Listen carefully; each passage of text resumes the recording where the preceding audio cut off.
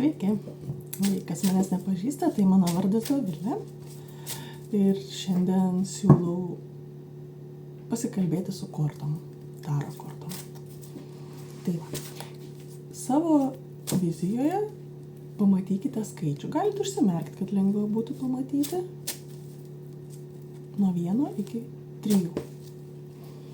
O aš pabandysiu perskaityti apie kiekvieną pasirinkusį skaičių. Net nežinau, kaip tiksliai pasakyti. Gerai, tai tie, kurie pamatėte numerį 1, pasiklausom,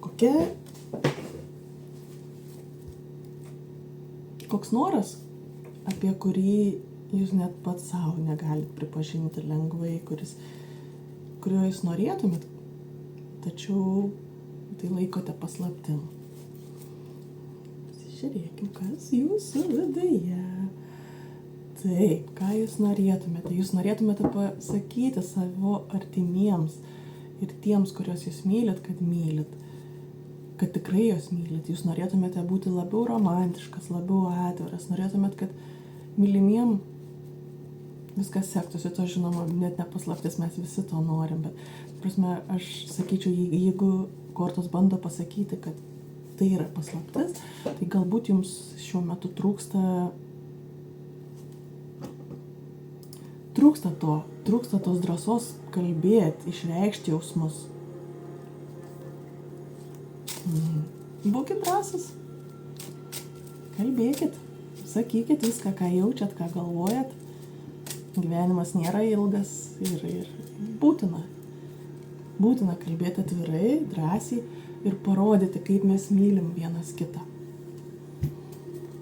Gerai.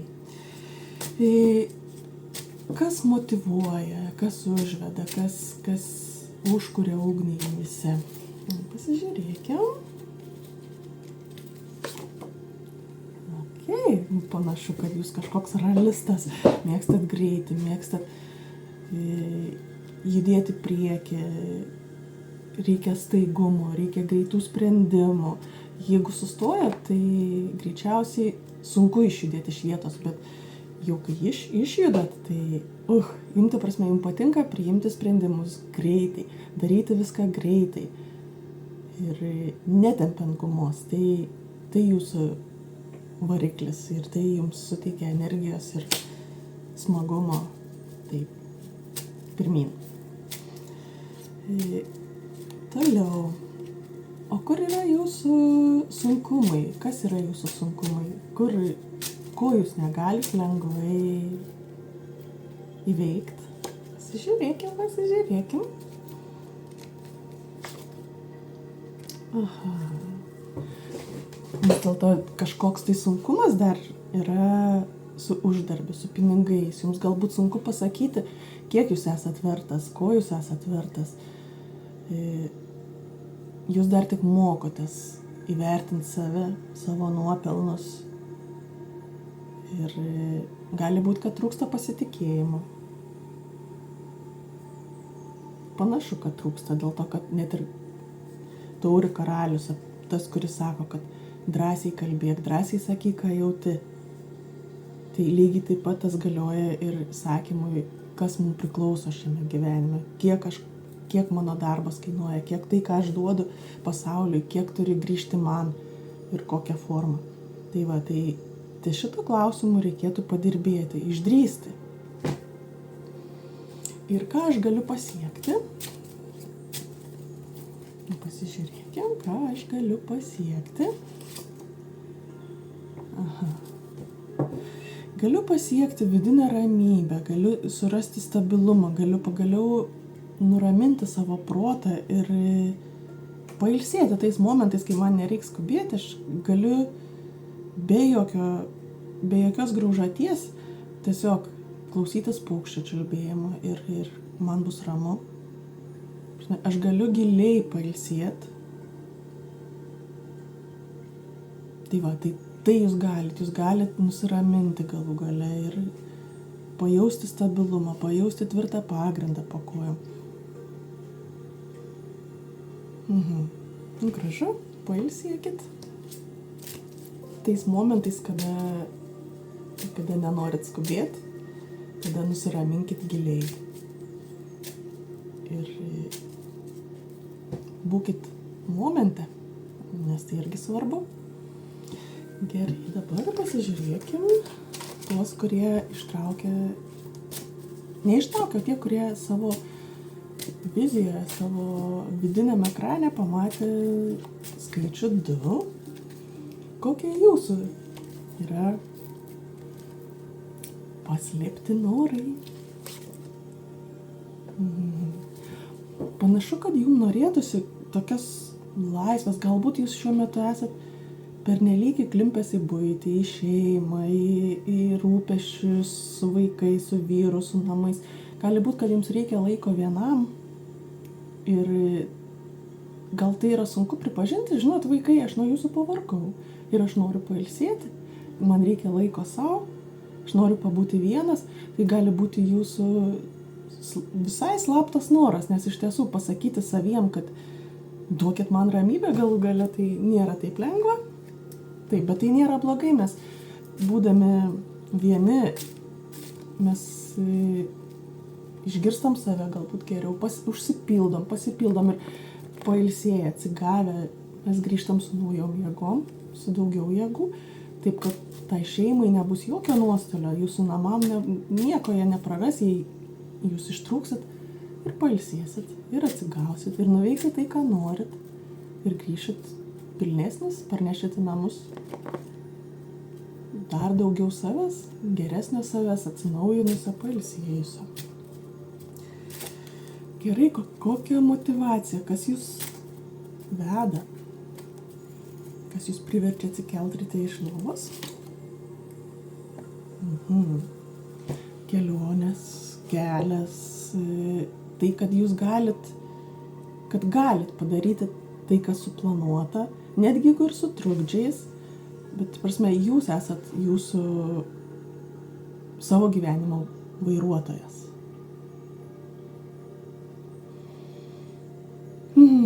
Smagu galėtų iš tiesų pasitikėti savim. Aišku, šiek tiek norėtųsi daugiau to pasitikėjimo. Motyvuoja, bet galbūt reikėtų drąsiau sėsti už vairo ir važiuoti pirmyn, rinktis tai, ką nori, rinktis tai, kas tau įdomu, nes dažnai, kai pasirenki, kas įdomu, labai lengvai darosi viskas. Jeigu nedarai per jėgą, per prievartą, tai savaime jauti, kaip veža gyvenimas. Tai sėskit už savo gyvenimo vairą ir pirmyn. Ir tai tikrai jūs pajausit pasitenkinimą įveikdami kliūtis. Gerai. O kokios problemos, kokie sunkumai, per ką jums sunku perlipti, kas yra didžiosios kliūtis jūsų gyvenime?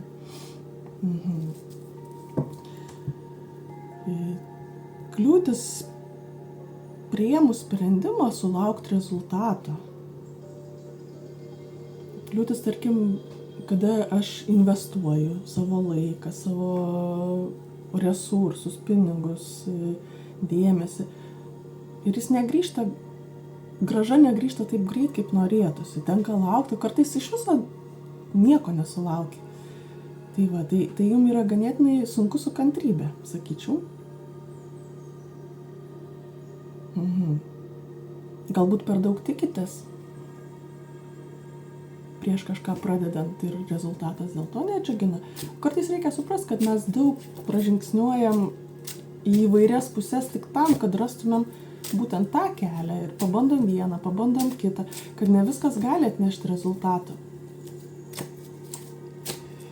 Kantrybės ir viskas ateis tas, kas turi ateiti. Ir ką jūs galit pasiekti? Pažiūrėkit, ką jūs galit pasiekti? Ką jūs galit pasiekti? Jums įmanoma visiškai atsinaujinti. Nebūtinai lengvu būdu, bet jūs turit galimybę pagaliau paleisti tai, kas jau labai senai velkasi paskui, kas jau nebeteikia džiaugsmo, ko nebereikėtų nešti per gyvenimą. Ir taip, tai gali būti nepatogu, gali nemalonu. Visą laiką atsisveikinti su kažkuo, netgi savo senais rūbais, atsisveikinti kartais gaila, aš jau jos nebetelpu, man jų nebereikia, arba jie mane išaugo. Ir kam jūs tempti? Paleiskit. Tai va, tai jums pasiekiama transformacija, jūs galite tai padaryti. Išsilaisvinti, palengvėti. Dvasiškai. Atkurt save, tarkim, atnaujint save. Ne tai, kad atkurt, bet atnaujint. O taigi dar ir pavasaris, kaip sakant. Tai pats geriausias laikas atsinaujinimui. Gerai, dabar numeris 3. Pažiūrėkim, ką numeris 3 apie ką svajoja ir niekam nenori sakyti. Kokia svajonė? Aha. Svajonė apie augimą, apie plėtimąsi, apie galbūt net ir šeimą, galbūt ir vaikus, būti moterim, džiaugti savo moteriškumu. Jeigu jūs vyras, tai prasme, rūpintis tiek savim, tiek aplinka, būti švelnesniu. Galbūt jūs svajojat, kad kažkas pasirūpins jumis. Graži svajonė, gražus noras. Ir iš tiesų tai sakoma, kad reikia duoti tai, ko norim gauti iš kitų. Aišku, jie jau labai norisi, kad kažkas rūpintųsi jumis ir globotų, ir saugotų, ir apklostytų vakare. Gal pradėkit tą daryti kitiem ir sugrįš. Kokia motyvacija, kas jūs ryte išverčia iš lovos, dėl ko?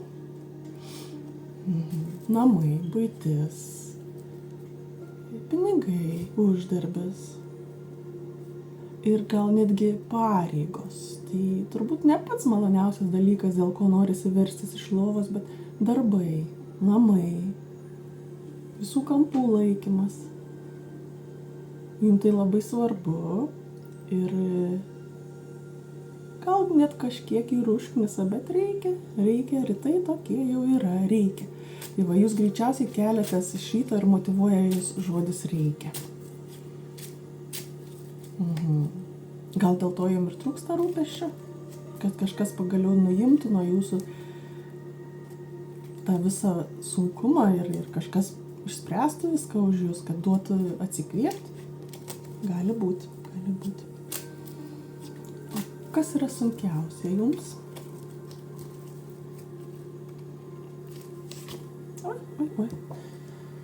Oi, sunkiausia. Kas yra sunkiausia? Priimti, kai kažkas baigės. Pabaigos yra labai sunku paleisti. Nesijaučiat saugiai. Tada, kai sena jau nebėra, o naujos dar neprasidėjęs. Tai tikrai labai nemaloni būsena ir sunki būsena ir turbūt ne jum vieniem. Paleisti yra sunku, pralaimėti labai sunku, suprasti, kad aš neteisus, priimti tai, kad mano idėjos nesuveikia, kad reikia galvoti iš naujo.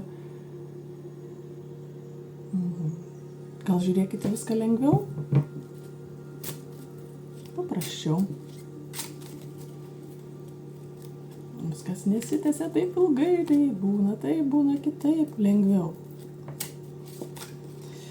Gerai, ir tada pasižiūrėkim, ką jūs galite pasiekti. Ką aš galiu pasiekti? Tarkim, aš esu numeris 3. Vėl ta pati korta. Paleisti galima, viską galima paleisti, nusiraminti galima, pailsėti galima, stabilumą savo mintyse ir gyvenime rasti galima. Galima nebekreipti dėmesio į kažką tai, galima tiesiog užmiršti kažką tai. Ir turbūt, kad paleidus šiek tiek tas pareigas ir žodį reikia, pasaulis nesugrius.